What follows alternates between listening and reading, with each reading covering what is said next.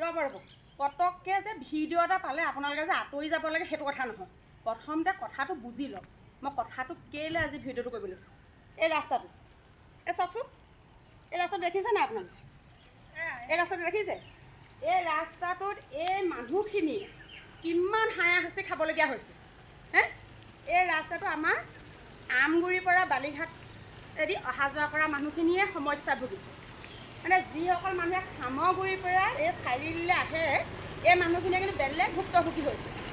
স্কুললৈ যোৱা ল'ৰা ছোৱালী কষ্ট হৈছে, কলেজলৈ যোৱা ল'ৰা ছোৱালী কষ্ট হৈছে।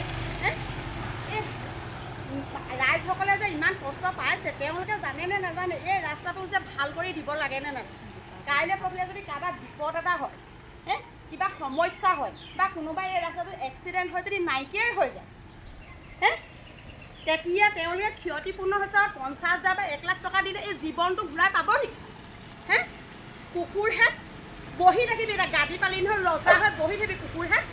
এই ইমান কষ্ট যে অহা যোৱা কৰিবলগীয়া হৈছে সেইটো বুজি নাপাওঁ। কালি প্ৰতি পঞ্চায়ত যে ইলেকশ্যন হৈ গৈছিলে তেতিয়া তহঁতি ভোট বিচাৰি যে আহিব পাৰ। এই ৰাস্তাটো যে কিবা এটা হৈছে, য'লৈ যাব লাগে তহঁতি তাত গৈ ক'ব নোৱাৰো যে কি কৰিব লাগে, ক'লৈ যাব লাগে, ক'লৈ যাব নালাগে। তহঁতি নালাগে আমাক কথাটো জনাই দে, আমি ক'লৈ গ'লে এই ৰাস্তাটো ভাল কৰি আনিব পাৰোঁ।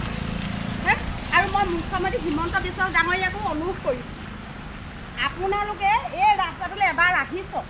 এই ৰাস্তাটো ভুক্তভোগী কেনেকুৱা হৈছে এই মানুহখিনি আপোনালোকে এবাৰ আহি চাওক, তেতিয়া গম পাব। খোজকাঢ়ি চাওক। ভিডিঅ'টো পটককৈ চালে মানুহে বুজি নাপায় এইটো এটা ৰাস্তাই নে পথাই নে পুখুৰী। যিখিনি মানুহ ভুক্তভোগী সেইখিনিহে বুজি পায় কি এইটো আচলতে।